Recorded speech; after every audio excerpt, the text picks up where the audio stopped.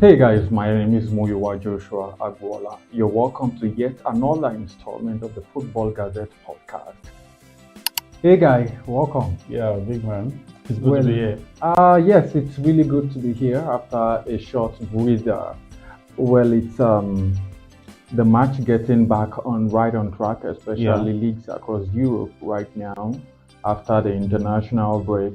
Well, we'll be talking about major leagues across Europe, just like we planned earlier. We have the English Premier League, who actually played 3 game weeks before the international break. The Spanish La Liga with 4 and several other leagues. The French League on, the Italian Serie A, and the German Bundesliga.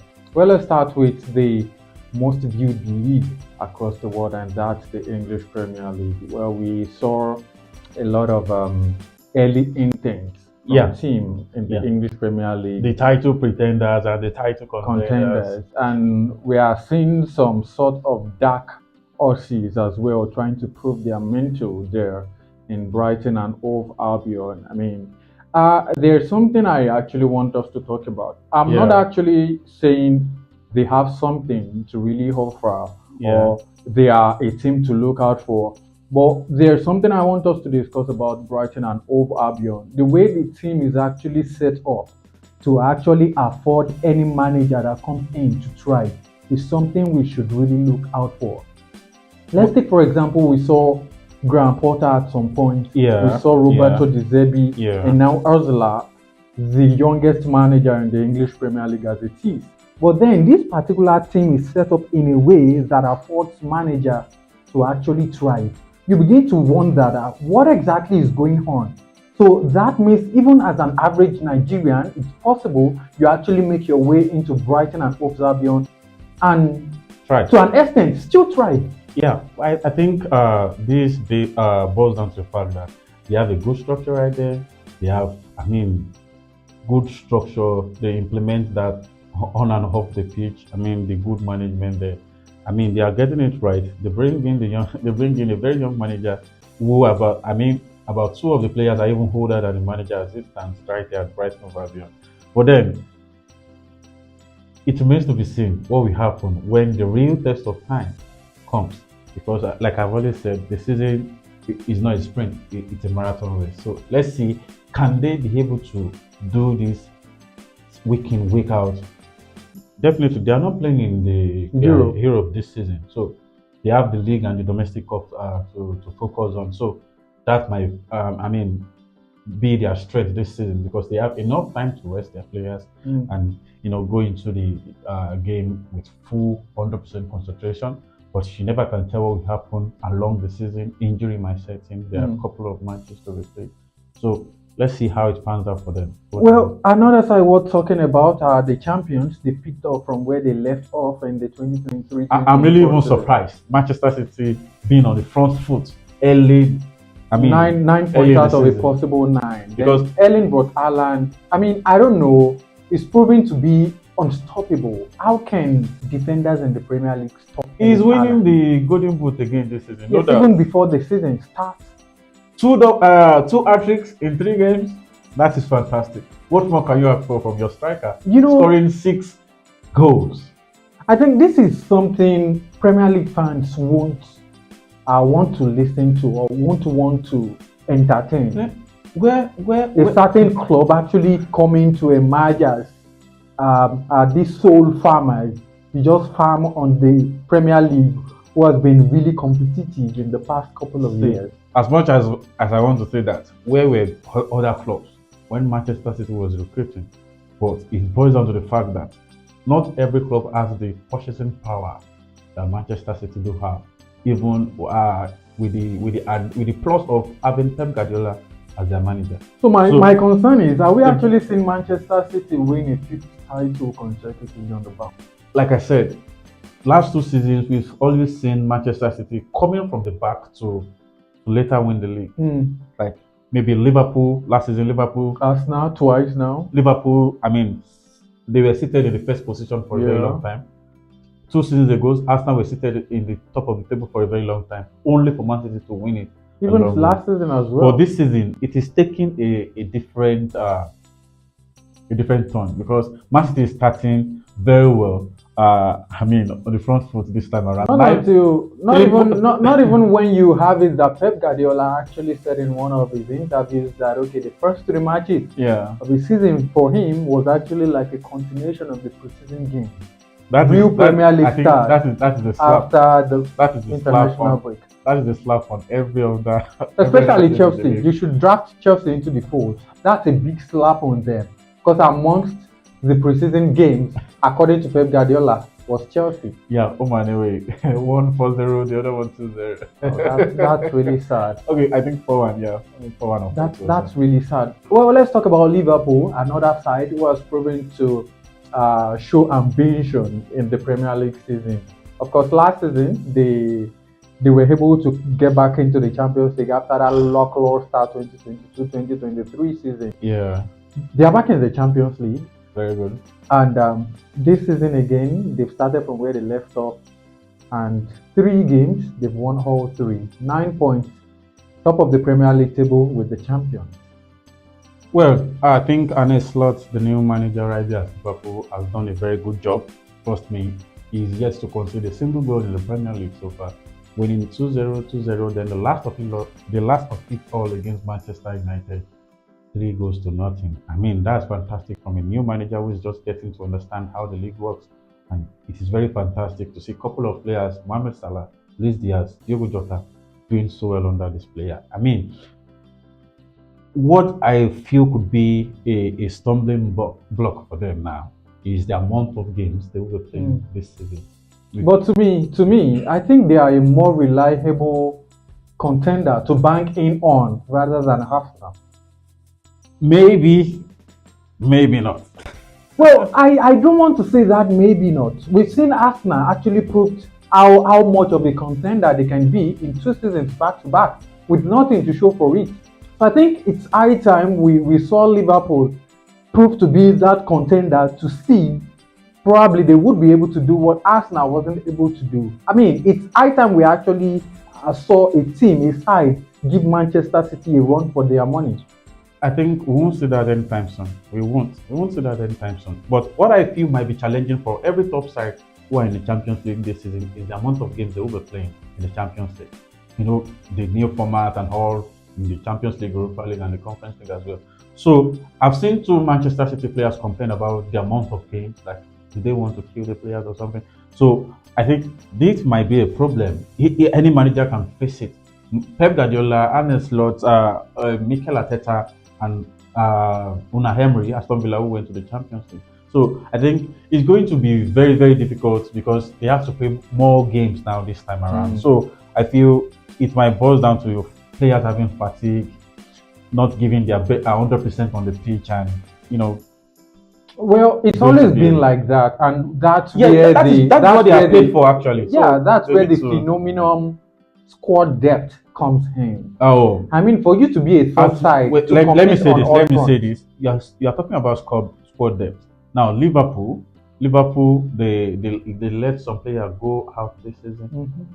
in the summer transfer window, Without and getting in they, new on, into they only recruit just one player in the well, attacking force, which is well, a chaser. maybe not even only Liverpool. Arsenal, as it is now, even lacks squad depth, Now there's the news of Mikel Martin Odegaard and now they keep losing players to being injuries. injured. I think maybe their luck of not having their key players injured for a very long time has run over now at this point because the Martin Odegaard injury looks serious than what we actually thought. You know, in He's the on past 2 crutches, seasons now, it's Yep. been Manchester United and Chelsea.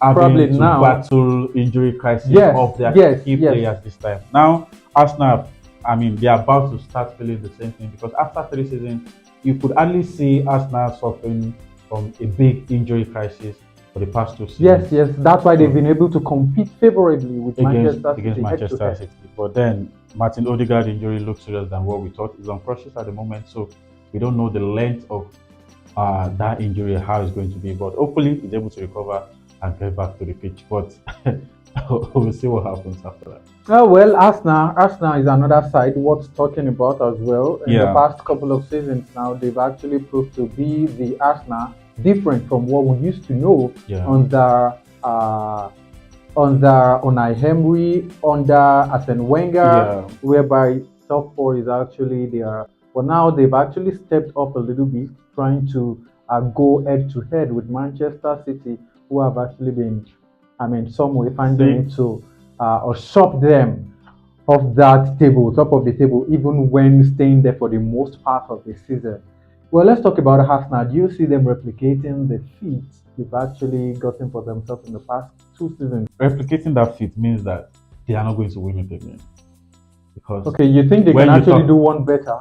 when you talk about what happened last season and 2 seasons ago, they only second best. They were the second best. Well, my point is replicating their performances Their actually. performances, yes, because Arsenal will always be competitive. They will always be a You feel competitive they can team actually on compete the at pitch. same level this Of season course, they with can. the injuries? Of course, they can. They can compete anytime, any day. Arsenal has always been competitive under Mikel Arteta, which I feel that is what has changed drastically. I mean, Arteta. I think this is Arteta fifth season or so, fifth or sixth season in Arsenal, which is very fantastic. I mean, he has done a very good job. You could see the crop of players. Saliba is now a Rolls Royce at the back with a couple of other players right there. They brought in Mikel Moreno, who is out injured due to Mm. shoulder injury. I mean, I believe they can go head to head with Manchester City, Liverpool, and maybe Manchester United. Sorry? Manchester United. Okay, that's actually laughable. Why? Why? You found a way of drafting Manchester United into that mix. Yes, because look at the business Manchester United have done this summer. No, forget about business. Let me land. Let me land. Let me put out my point out there, so that football fans out there will understand that yes, Manchester United this season they will compete. I'm actually surprised. They can compete. Okay. They brought in Euro, although who is unfortunately out through injury. They brought in Delete. They brought in Joshua Zexi. Mhm. They brought in Manuel Ugarte, and these are fine players.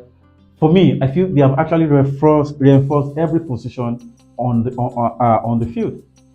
The defense, the midfield, and the attack. So Which I is feel it about reinforcing for you now, or how important these players that were gotten are able to prove their worth to the team? Delete is an important player. Well, we saw Mazrui as well, who has actually grown Exactly. into the league. So Right. I feel Manchester United should hold Eric Ten Hag accountable this season if they fail to compete with the likes of Manchester City. I mean, winning the league should be their priority right now. Jokes apart. Wait, so you're talking about Manchester United, the Manchester United who has actually played 3 games and lost 2, then got one over Fulham by a slim margin.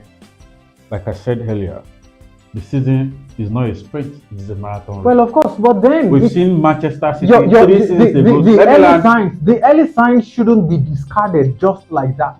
We've seen some seasons ago, I think 3 or 4 seasons ago, we've seen Manchester City starting very bad in the league. Just for them to, I mean, after 3 games, I think Manchester City was in maybe in the 8th or 6th position. Just for them to, I mean, buckle up along the season and still win the league. So, Well, the first 3 games, like Pep Guardiola said, the Yeah. first 3 games is just like a preseason. preseason, but then the points really count. Yes, the points count. You're minding Pep Guardiola, who already accrued all 9 points. Then you already lost 6 points adrift of Manchester City, and you still want to play along with his mind game, stating Well, the first 3 games of the I'll Premier put League this season out there are for preseason games. Manchester United fans. Hold Ten Hag accountable. If a top 4 finish is not achievable for Manchester United. You know, I actually said this when Ten Hag was actually given that new contract. I said no Manchester United fan has the right to actually complain about some sort of lackluster tactical input from Ten Hag for at least the first 3 months of the new season. See, we can see what's happening now. Well, you know, we actually get on the streets, we hear from football fans, Yeah. we go to viewing centers and watch games. Yeah. And we know what the fans are saying about how Eric Ten Hag has proven not to be fit at all. No, I see. I will be indifferent with what you just said now because last season we saw that yes, they were not good enough. Like the style of play. Then when you ask him, Now he led claims to winning two trophies of course, and being the second who after Pep else Guardiola. can boast of that in the league? For me, that Even shouldn't. Arsenal finishing second can't boast of that in the league. No, it's not a matter of. See, Chelsea can't boast of that in the league. You know, Liverpool can't boast of that. I strongly believe that shouldn't be a yardstick for him to think he's arrived.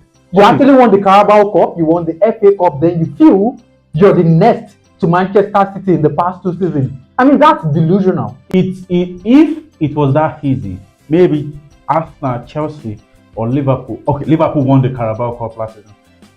If it was that easy, maybe the team I have mentioned should have won it. You know, at this point, I'm beginning to think you're being hypocritical. No, I am not, and I'm not joking here. Jokes apart, to be honest with you, it is not easy because he's second to Pep Guardiola in terms of winning trophies for the past 2 seasons. So, okay, let's talk about the performance this time around. The performance, yes, we've always talked about really that. Shallow, nothing to write home about. Now this season, I have seen Manchester United played on 3 occasions this new season. I've seen them play on 3 occasions, and I've noticed a little change in their style of play. I see them playing a little bit of short passes, trying to keep possession and play in transition, finding the space. Although some of their players are still well out of form, like of Marcus Rashford, Casemiro, and as well. So you can't blame that on the manager. Look at what happened against Liverpool. Do you want to blame it on the manager? It is the players. The players have to be responsible as well. But at the end of the day, we fall back to the manager, which is very normal. But then, 3 games gone, 3 points, 6 points, 3 points out of possible 9, and they can always, step out of that and pick up from there. So it's not bad. I believe this season, after their recruitment, I believe they have done a good business in the summer transfer window. And if they fail to compete, yes, Manchester United is right to do anything they want to. Well, you really must think highly of Manchester United. To you now, you're feeling Manchester United have all it takes to actually compete quite well this season. Definitely. Well, probably the last thing we're going to be talking about in the English Premier League, and that's Chelsea. Chelsea always in the news in the past couple of months for the very terrible reasons. I mean, Chelsea, you see the player transfer saga after the transfer window shut. You see the ownership saga still very much brewing now in the fold. You begin to think, when exactly will Chelsea leave the news for the bad reasons? For me, if Chelsea fails to win games, they will always continue to be in the news, considering the fact that they've spent a lot of money bringing a lot of players, good or average players or not. They've brought in a couple of players in different positions. So there will always be, a focus point on them. Now, what is really happening? Why is this team not working out? So for me, I believe Chelsea need a win. They need to win games to convince the fans, to convince the media, to convince everyone that they can compete in high places with Manchester City, Arsenal, Liverpool, and all. We've seen them pick 4 points out of possible 9, which is very disappointing and embarrassing for a team. But then Manchester United picking 3 out of a possible 9 isn't disappointing. Calm. Don't get my point now. Okay. Chelsea project is different from Manchester United project. The project, the end product is to win. And both to compete with Manchester City, Arsenal, and Liverpool, then win. Like you said. So it doesn't have to be okay. There is a project here. There's a project here. What's the project all about? Because you can't compare the two projects. Chelsea started overhauling players, selling players, and bringing in new players for the past 2-3 seasons. You don't expect them to be on same foot with Manchester United. So Manchester United haven't been shipping out players and bringing in new. Of course, they have been shipping out players, but you can't put the same you can't put it on the same wavelength. You can't put it on the same wavelength. Okay. It's totally out of it. You can't put them on the same wavelength because you can tell that Chelsea, they sold out a lot of players, bring in new coaches, sack coaches, and now we have Enzo Maresca from a relegated, brought in Leicester from relegation. So Now you expect him to just come in and start. No, he's not a magician now. So what I'm saying is that the project at Chelsea is different from the project at Manchester Well, United. I guess I will be making a case for Chelsea now, since you've actually made a case for Manchester United. The fact that you think it's actually early, too early in the season to judge Manchester United. Of course, it is too early to So judge as Chelsea it as too, well. it's too early to judge Chelsea. But like I said, Even if they had picked 0 points out of the possible 9, it's still too early. the bashing Chelsea will receive. Well, I guess Or their fans are used to it already. Oh, Their fans are used to the bashing. Jose Mourinho said something. I don't know. I'm not going to say it the way he said it, but I'm going to interpret it in the way I understand it. By saying that once you start accepting a draw and you start feeling comfortable in that, you cease to be a big team. I never said that. When did I mention Like Chelsea being comfortable with being or playing a draw or being second fiddle? You said the fans are used to it. Maybe Chelsea fans. No, I mean the fans are used to the backlash they get from the media space. What is the root of the backlash? Because they lost a game. Yes, that's it. Okay, even aside from losing a game, you saw the transfer saga that ensued between Victor Osimhen, Napoli, and Chelsea. That alone actually caused some uproar in the media. Yes, of course. Backlash from rival fans to Chelsea fans. Yes, so it's not like they are going to the used to market. it. It's just like going to the market. You price this, you give me your price, I give you my price. It's not working out, you move on. That's what happened between Victor Osimhen and Chelsea. So it's not something bad, no bad blood. Well, away from the Premier League, let's quickly head to the Spanish La Liga, where we've seen a very fantastic and terrific start from Barcelona and the La Liga this season. 12 points out of a possible 12. They've scored 13 goals and conceded just 3, which leaving them with a margin of 10 goal difference. I mean, that's really massive. I think and Flick, they cook something. It really they cook. No man. And Real Madrid now adrift of Barcelona, 4 points already. I mean, there's still lots to play for catch up. Well, I feel Barcelona are ready for a serious business this season. Yes, like I've always said, it's a marathon race. So you might win your first 4 games and still go back to the back foot and start drawing, losing games and all. But then I feel Barcelona, the way they've started, if they can keep this going, yes, the league is theirs. But for Real Madrid, who are still finding it difficult to I think Ancelotti is having a lot of issues. I mean, thinking well the attacking front line, Vinicius, the new player, Kylian Mbappe, and Rodrigo, all having to, I think they have role confusion. They have role confusion there. Sometimes you see Mbappe, I mean, they just have to sync well to get the possible results. But you can be sure alongside the season you can trust Carlo Ancelotti to actually figure out of course. That is why I said a lot of games will be played this season.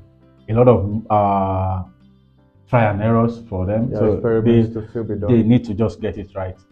For Kylian Mbappe, scored 2 goals in their last games in their last game in the league. So I think he's up and running. He should be good to go.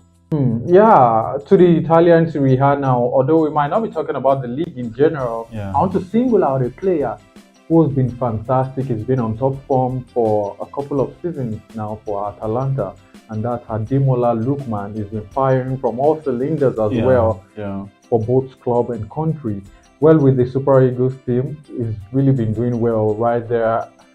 Starting from the African Cup of Nations in Cote d'Ivoire, and even the 2025 AFCON qualifiers as well. We saw him notching 2 goals against Benin Republic earlier on in the previous week.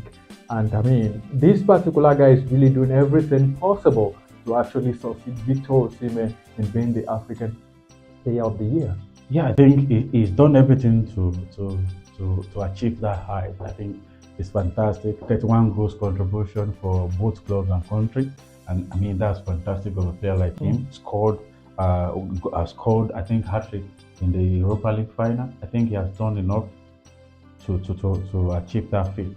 So Ademola Lookman is fantastic. We saw him scored a goal in the game against Benin Republic. He scored a brace. He scored a brace against Benin Republic. I think he's doing so well, and Before I forget, he's in the Ballon d'Or ranking. The only African to be in the In the Ballon d'Or. first 30. I I mean, mean, that's a really massive feat. that's a big achievement. But we So saw the question Victor. is, It was Victor Osimhen, the previous edition of the hmm, Ballon d'Or. Now we have Ademola Lookman. Like you said, he's doing all his best to succeed Victor Osimhen for the African Player of the Year, and let's hope he achieves that. so will you be disappointed if at the end of the day he isn't awarded that particular African Player of the Year? So who else is worthy? Well, we've been hearing in the news a couple of Brian Diaz. probably Moroccan players and all might actually have stopped him to doing that. They didn't even win the African Cup of Nations. That's the point. If I mean, if at all any players will be, matching what Ademola Lookman has done for Yeah. his country and club side, maybe that player should be coming from I mean, he Cote played. d'Ivoire. Okay, but Because left to me, Cote d'Ivoire won the African Cup of African Nations. Cup of Nations. But when you, But then he couldn't replicate anything on the European scene. yeah, they reached the Champions League final. Final, yeah, that's with true. Dortmund. And Ademola Lookman actually won The Europa League. So I don't know. and I reached don't know. the final of the African Cup of Nations. So I don't know well. who is more worthy. Trust me, Ademola Lookman. Well, I won't. I won't say too much, but I think Ademola Lookman is worthy for that one. Well, I will be really disappointed if at the end of the day Ademola Lookman himself wouldn't be able to scoop that award. All right, football fans, that's the bit we will be able to take on today's installment of the Football Gazette podcast. Until some other times when we'll get back to do this once again, do stay good and safe. Peace out.